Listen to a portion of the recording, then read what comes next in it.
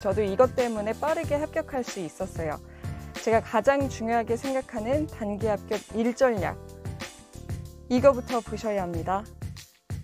여러분들 지금 시간이 없으시니까 빠르게 말씀드릴게요. 지금 이 질문에 바로 대답하실 수 있으시면 여러분은 빠르게 합격하실 수 있는 분이에요. 바로 공부를 하러 가시면 됩니다. 하지만 그렇지 않으신 분들은 이 영상을 꼭 보셔야 더 빠르게 합격하실 수 있습니다. 자, 질문. 여러분들 한국사 외울 양 너무 많고 돌아서면 잊어버리죠. 근데 기본서 500페이지, 500페이지, 기출문제도 500페이지, 이만큼인데 여기서 20문제 나오는데 어디서 나와요? 국어도 기본서가 이 정도인데 시험에 나오는 건 20문제죠. 어느 단원에서 몇 문제 정도 나와요? 영어는요? 지금 제가 드리는 이 질문에 대답을 바로 하시는 분들은 거의 없으실 거예요. 보통 기본서로 인강 듣고 기출문제 풀고 또 모의고사 푸니까요. 합격의 비밀은 바로 이것입니다. 이거는 전년도 시험지들인데요. 제가 시험지 분석을 하지 않은 상태에서 처음에 공부를 할 때 너무 고생했어요. 공무원 시험은 무조건 암기다, 다 외워야 합격한다는 말을 너무 많이 들어서 처음부터 모든 걸 다 외우려고 했거든요. 특히 한국사는 최소한 압축 노트를 다 외워야 합격한다고 하잖아요. 그리고 실제로 기출문제집도 보면 몇 년도 몇 월에 일어난 일인지까지도 알아야 맞출 수 있는 문제들도 있어요. 그렇다고 해서 전범위를 처음부터 그렇게 쥐잡듯이 외우면 안 돼요. 그러면 하나도 기억이 안 나고 모든 게 뒤죽박죽 섞여버려요. 제가 그랬어요. 외울 양이 너무 많아서 새벽 3, 4시까지도 외우는데 돌아서면 다 잊는 거예요. 그래서 초반에 너무너무 고생했어요. 그런데 시험지들을 분석하면 큰 눈이 생겨요.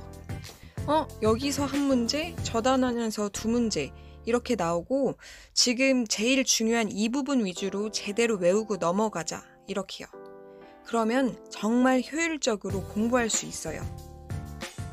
보통 대다수의 공시생분들은 처음에 공부 시작하실 때 대략적으로 기본서 강의 100개, 심화 강의 30개, 그리고 이거를 압축하는 압축 강의 60개 정도, 그리고 이제 기출을 풀면서 기출 강의도 70개, 거기에 다른 사람들이 좋다고 추천하는 강의 몇십 개들을 추가하시고 이제 회독해야지 하고 회독을 시작하실 거예요.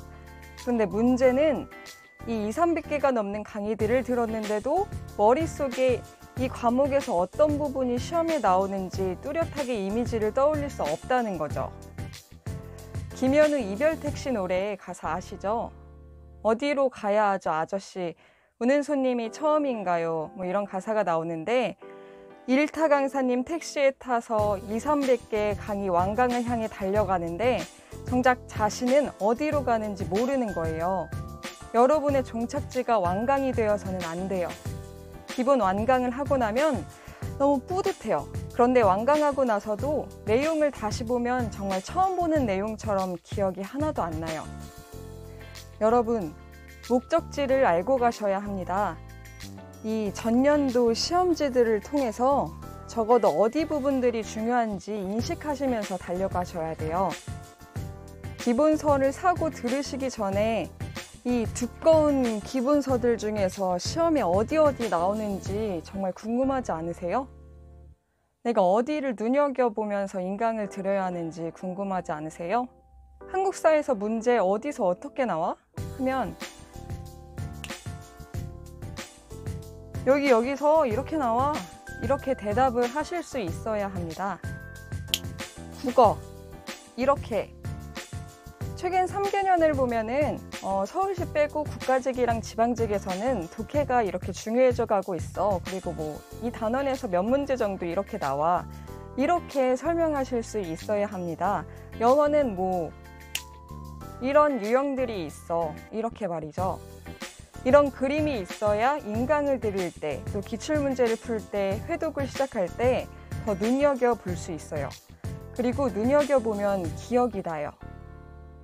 이렇게 중요한 부분에 대한 그림이 그려져 있으면 그거부터 먼저 외우고 싶어져요. 하나부터 100까지 샅샅이 기본서 500페이지를 들여다보면서 스트레스를 받는 게 아니라 시험에 자주 출제되는 부분들이 이 과목 목차에 어디에 있는지 날카롭게 인식하게 되면 지금은 이것만 빨리 외우고 넘어가자 하면서 중요한 흐름을 잡을 수 있어요. 과목별 출제 비중들 알아보는 거 오래 안 걸립니다.